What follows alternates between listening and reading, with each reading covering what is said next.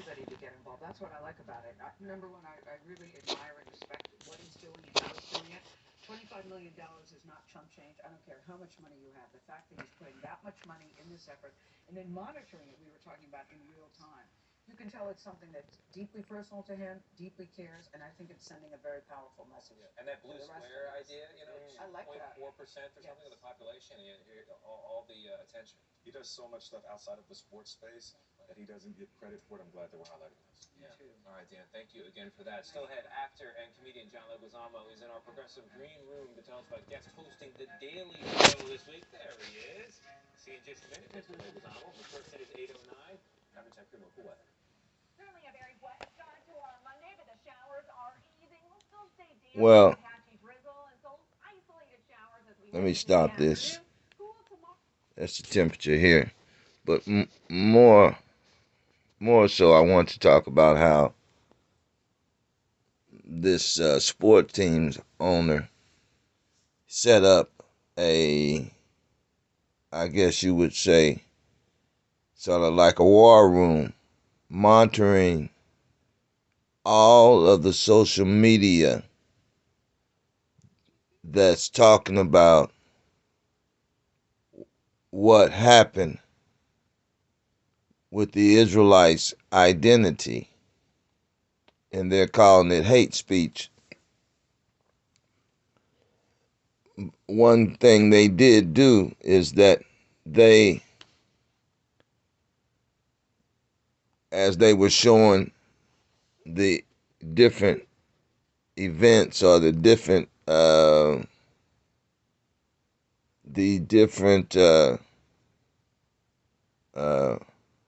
traumas, the different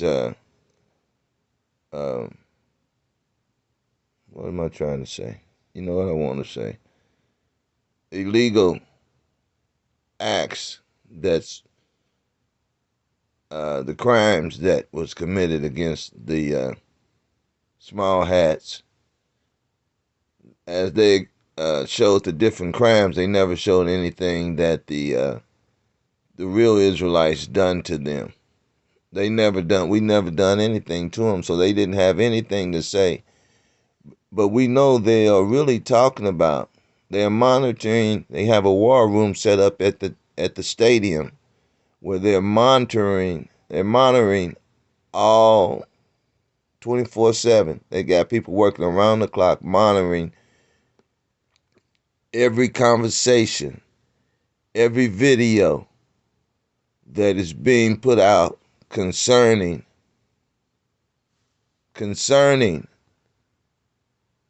Israelites claiming their identity back from these people. And they're calling it hate speech crime.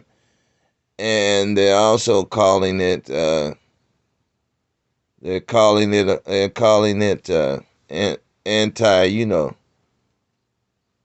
anti the people, the small hats. You're against the small hats when you claim your identity back, right? When you claim that the crime that they committed against us, because they funded those slave ships, right? They got rich off of our slavery. So, but when you monitor those crimes that were committed against you as an Israelite, they call us black. We are the real Israelites. We're not black. That's an insult. And you should let everybody know who calls. I see Israelites doing it now. That's an insult. You're insulting me to my face when you call me black, a black Israelite, a black Hebrew Israelite. You saying I don't have color. You're lying on my color, for one. You're saying I don't have color. And you're calling me everything negative. You're taking away my identity because there's no country called black. And you're not being truthful about where I came from. But we know you can't set our identity, America or America's agents. They can't declare our identity. The government can't do it, and you individuals can't do it. We're not black. We tell you who we are. We have proof. But instead of that, CBS support they supported this wicked uh,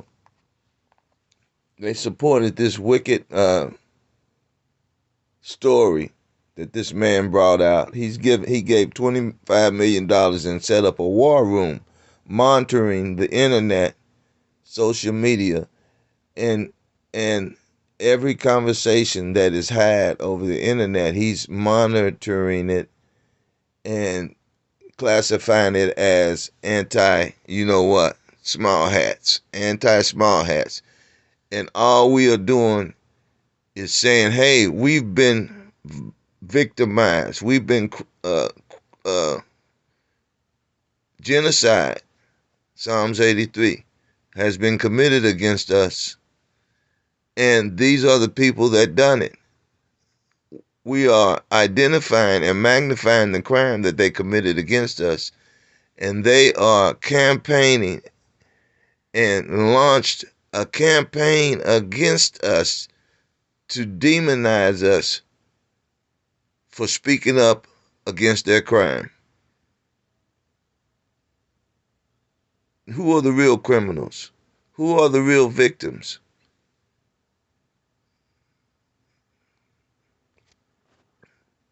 Okay? Who are the real victims?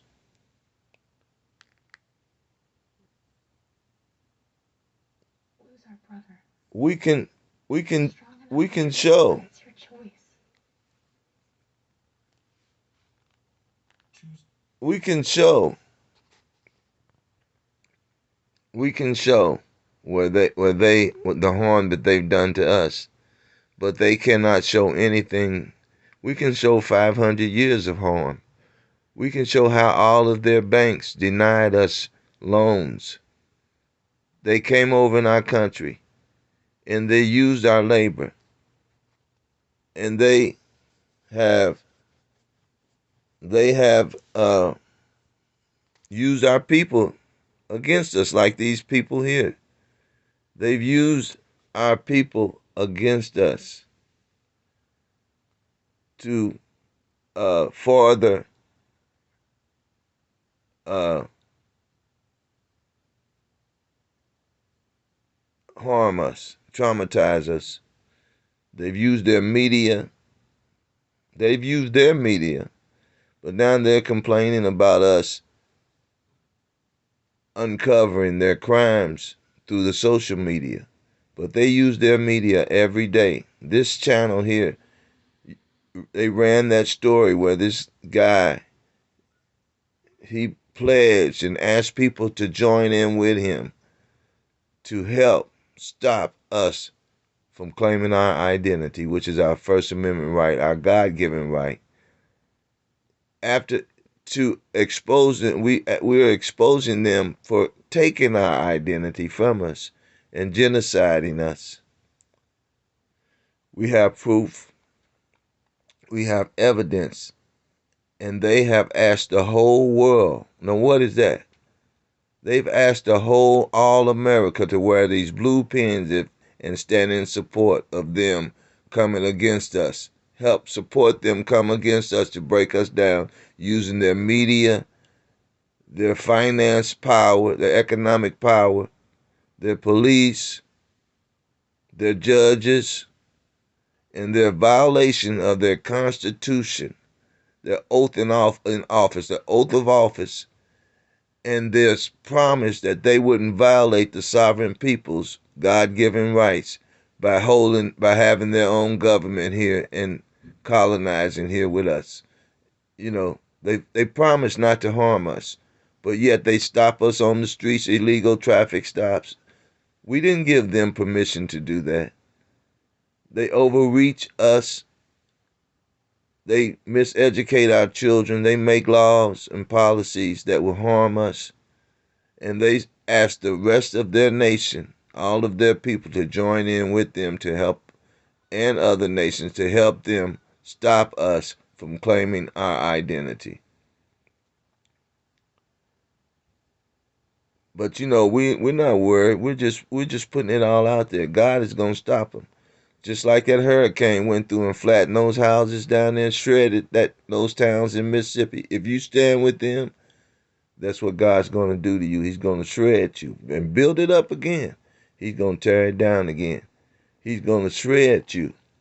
God is going to shred anybody that poses opposition against us, claiming our identity, putting our nation back together. You're not fighting us. You're fighting the Most High God. And just like that man in Mississippi said, when he said they said tornadoes, people say they sound like a train. That man wasn't crazy. He said, no, it sounded like lions roaring. And the louder it got, the closer it got, the more it sounded like a lions roaring. He wasn't crazy, right? No, he wasn't crazy. He heard what he heard. The Most High let him hear. And what did he say? He said, here he comes. He's here. He's talking about the Most High. He's talking about Jesus Christ. He's coming back to shred into pieces all of you people who stand up against us, coming back to our nationality and keeping God's laws and putting our government back together and ushering in the government of the Most High, Yahweh, who the world ignorantly calls Jesus Christ. We know who he is. We're ushering him in. This world is over. Esau, your world is over. You might as well face that. And the more you fight against it, the more he's going to shred you. And you can't hide under a rock. You can't hide behind those TV stations. You can't hide behind those sports, Greekish fashions. It's over for you. And the more you stand up against us and harm us, he's going to slap you back like he did. You tore that boy's spinal cord out of his body and cut his head, the top of his head off down there in Mississippi. And look what he did to your people down there. Shredded houses. Shredded your whole neighborhoods. And that's just the beginning. You can't run and you can't hide and your arms are too short to box with God. You can't win. It's over for you. And stop coming up to the camps trying to gaslight us because you don't believe the rhetoric you're coming with. You know, you hear the name of Jesus and tremble. You hear Yahweh and tremble. You tremble when you think of the Most High coming for your wicked butt. So don't come and gaslight us like you said, trying to make us think we don't know what we're talking about. We're reading out of the Bible. We're putting our nation back together. We're getting our people off of drugs. We're reversing the things you did to us, psychologically and physically. We're reversing that curse, okay? We're coming back under the blessings. And we don't need you. We need you to get up out of our land and get off our backs. We don't need nothing from you. We don't need your fake paper, money. You stole all the gold. We don't even need that. All we need now is our basic needs. And God is going to give us that. We don't expect for you to give us anything to help us survive or sustain our life. We know that you're not going to help us sustain our life. You're trying to kill us. We know that. And we don't depend on you. And anybody that depending on Esau's kingdom to sustain itself, you're going to fall with him. You're going to be destroyed with this wicked station here. With this wicked station. Okay? All praise to the Most High.